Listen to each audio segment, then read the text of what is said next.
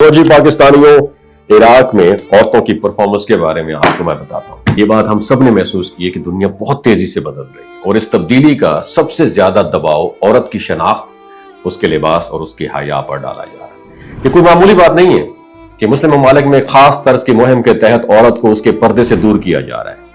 याद रखिए, जब किसी मुआशरे की बुनियादी अकदार को बदलना मकसूद हो तो सबसे पहला हमला उसके घर की रोशनी यानी औरत पर किया जाता है, क्योंकि औरत सिर्फ एक फर्द नहीं, एक नस्ल की मैमार है।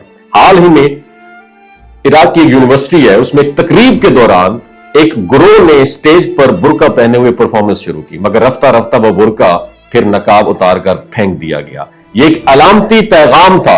गोया यह कहा जा रहा हो कि औरत की राह में रुकावट जो है वो पर्दा है, उसकी तरक्की का दुश्मन है ये पर्दा।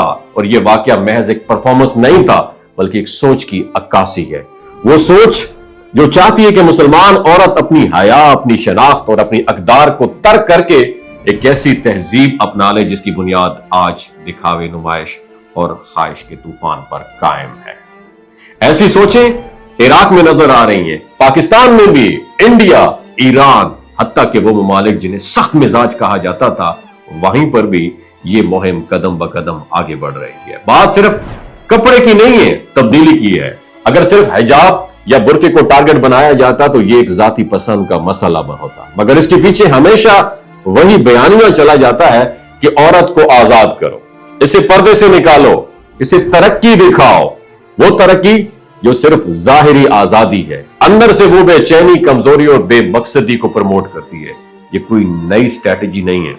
तारीख गवाह है कि जब भी दुश्मन ने किसी कौम को कमजोर करना चाहा तो उसने औरत की हया को अपना पहला टारगेट बनाया। इसी हवाले से एक तारीखी वाकया बहुत अहम है। जब सलाहुद्दीन अयूबी ने अल कुदस को फतह किया तो दुश्मन ने कहा, हम मुसलमान की एक भी औरत को उसके काबिल नहीं छोड़ेंगे जो दोबारा किसी सलाहुद्दीन जैसा जंगजू पैदा कर सके। नाज़रीन, यहां वाज़ेह है कि दुश्मन ने औरत को टारगेट किया, क्योंकि औरत वो मदरसा है जहां से आने वाली नस्लें अपनी राह पाती हैं। अगर ये मदरसा जो है ये बिगड़ जाए, औरत बेपर्दा हो जाए, उसकी हया खत्म हो जाए तो नस्लें भी कमजोर और फिर बेगैरत पैदा होंगी। दरअसल तारीख और जदीद दौर दोनों यही बताते हैं कि औरत की हया और लिबास मुआशरे की ताकत का आईना है। और इस बात का सबसे बड़ा मुजाहिरा आज सऊदी अरब में भी देखा जा सकता है। वहां हालिया दहाइयों में औरतें पहले के मुकाबले में ज्यादा आजाद हो गई हैं, मगर इस आजादी ने महज हदों को अबूर कर लिया है। वो बेपर्दगी, बेहयाई और नुमाइश की हदों तक पहुंच गई हैं। कार चलाने, सफर करने, तालीमी और माशरती इदारों में दाखिल होने की आजादी हासिल कर ली है, मगर साथ ही साथ, ये कोई बुरी बात नहीं है, लेकिन साथ ही साथ वो वही अकदार खो रही हैं जो किसी कौम की बका की गारंटी होती हैं।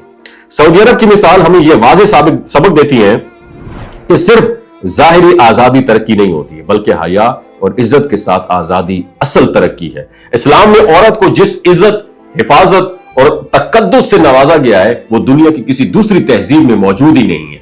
पर्दा किसी मजबूरी का नाम नहीं है, बल्कि कदर, वकार और खुद एतमादी का नाम है। मगर आज एक अजीब तजाद सामने है कि पर्दा बरदारी की मुखालिफत तो की जाती है, लेकिन फैशन के नाम पे वही चीजें दिखावे की अलामत बना दी जाती हैं। अबाया जो कभी सादगी का निशान था, अब बाजार में इस अंदाज में बेचा जाता है कि पर्दा कम और फैशन ज्यादा बन जाए। लिबास का मकसद बदल जाए तो उसके असरात भी बदल जाते हैं और मुआशरा भी साथ बदलना शुरू हो जाता है। और यही वजह है कि दुनिया भर में मुस्लिम खातीन को एक प्लानिंग के साथ टारगेट किया जा रहा है। उन्हें यह बराबर कराया जा रहा है कि अगर तुमने पर्दा रखा तो पीछे रह जाओगी, अगर तुमने हया को अपनाया तो तुम्हारी तरक्की, ग्रोथ स्टक हो जाएगी, तुमने इस्लाम की दी हुई आइडेंटिटी को थामा तो तुम जदीद नहीं समझी जाओगी। लेकिन हकीकत बिल्कुल इसके अपोजिट है। इज्जत वही है जो कौन देता है? मेरा अल्लाह देता है। बावकार वही है जो अपने आप को महफूज रखता है। मजबूत वही है जो अपनी असल पहचान को छोड़ता नहीं। और कामयाब वही औरत है जो दुनिया के बदलते बयानिए के सामने अपनी हया, पर्दा और इस्लामी शनाख्त पर समझौता नहीं करती।